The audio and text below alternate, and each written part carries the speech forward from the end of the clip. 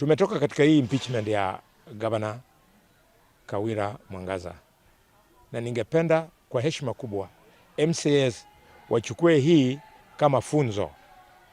Wasifikiri kwamba wakiamka tu waseme gavana lazima aende, ataenda.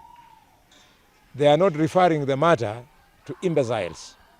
They are referring the matter to Senate, which is a sober upper house for not only debating and considering, but reflecting on issues. Waheshimiwa MCAs, msifikiri nyinyi mlipigiwa kura kuwa majapara ya governors. Ati mnasimama hapo na fimbo, mnasema wewe governor usipofanya namna hivi tutakuondosha mamlakani. Never. You are first and foremost elected to oversight the performance of the governor and his government. 2, you are elected to form laws that can make county governments to perform. So when you run all over the place, you are blackmailing governors because you want a ward development fund, you are missing it. MCAs, you should come and talk to us so that out of national legislation, we be able to play around with the constitution so that it can allow for ward development fund. Right now, as we speak, the monster called CDF has been declared unconstitutional and illegal. So there's nothing that will stop the courts from finding the same determination about ward development funds. Sit with us. We propose a proper legal instrument that can lead to the amendment of the constitution so that ward development funds become constitutional and legal. Number 3, MCS, you must know that impeachment is merely one of the tools at your disposal, and it should not be used to your own advantage.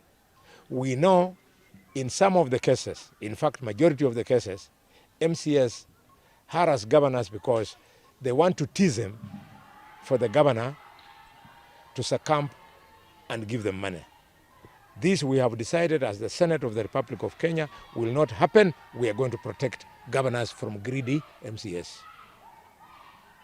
And MCS, if you have any doubt that you are being unreasonable, then you must know and be reminded that the same powers of impeachment that you are enjoying now, the Senate has against the President of Kenya. The National Assembly has against the President of Kenya. But from 2013, when the new constitution came in force, no single motion of impeachment against a sitting president has come, because it has to be exercised cautiously. It is a matter of grave national importance for you to remove the president. We want the same culture to apply to governors, and so that when MCAs come to ask us as Senate that remove this governor, we have clear-cut grounds which we can rely on to agree with them. So MCAs, tunamheshimu, and we're going to protect you. We'll fight for you to get what you deserve, but please take advantage of the Senate. That is the house of the senior leaders of this country. It is not by accident that me, who has been in politics for over 20 years, Wetangula, who has been in politics for over 25 years, we are in the Senate. It is because that is the station. Take advantage of us. We are sorry. We think we are good enough to help you. Take advantage of us. This is the month for people to go to school.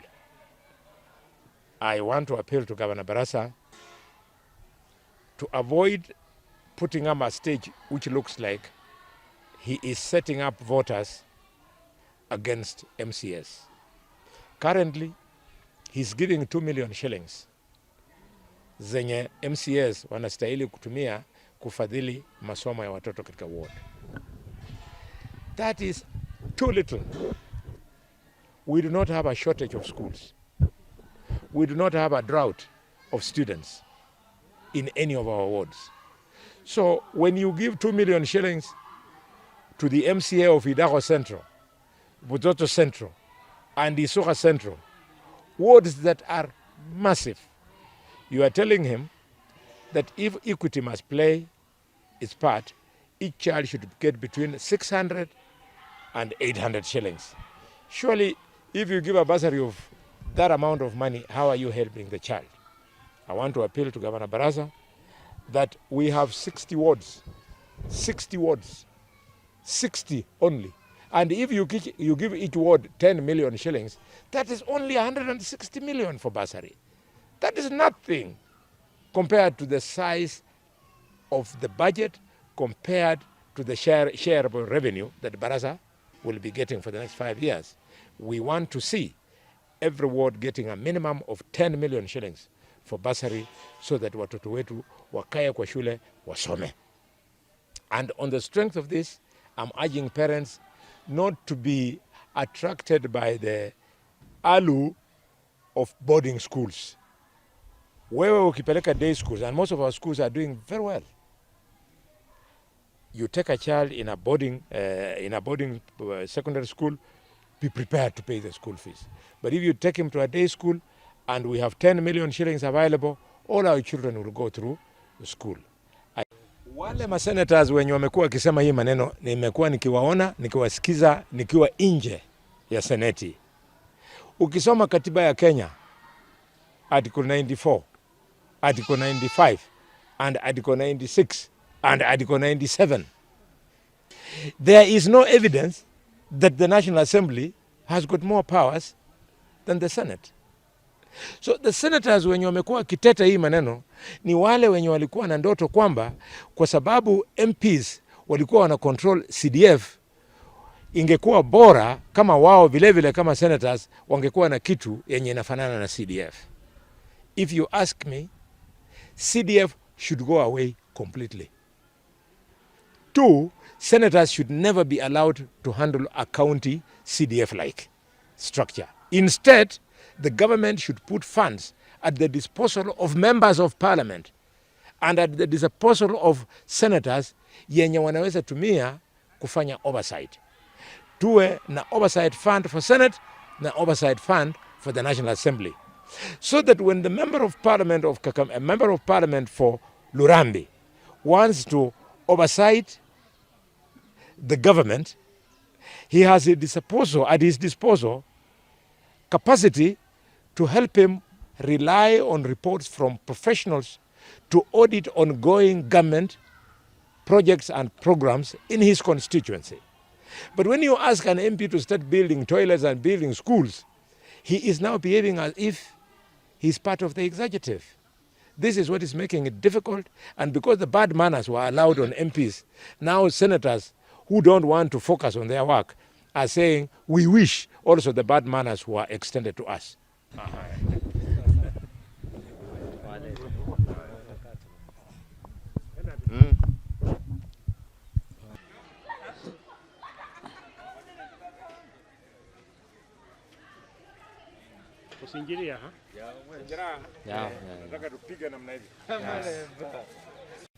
Various stakeholders kutoka Idaho, kutoka Isoha, kutoka Mtoto, kutoka wapi katika hii county wamekuwa wakituomba sisi kama viongozi fedha yenye walikuwa wanatumia ili wafadhili celebrations za culture. I want to ask Governor Baraza to make a budget next year so that the celebrations of our rich culture are not at a cost to leaders. County government of Kakamega has a ministry on culture. This should be part of the activities, and it's not too much money. They should be able to budget for it so that it is meant to be more participatory and more affordable and more colorful.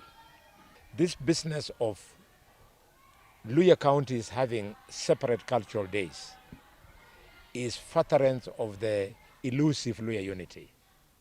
If we want to be united politically, it is more hygienic if that unity starts with the way we do our domestic things, culture being the most important. I therefore want to appeal that we find common ground, all the cultures of the Abaluya people to be celebrated only on one day at Muliro Gardens. That way, we shall be sending a message of oneness, a message of unity, a message of our one people.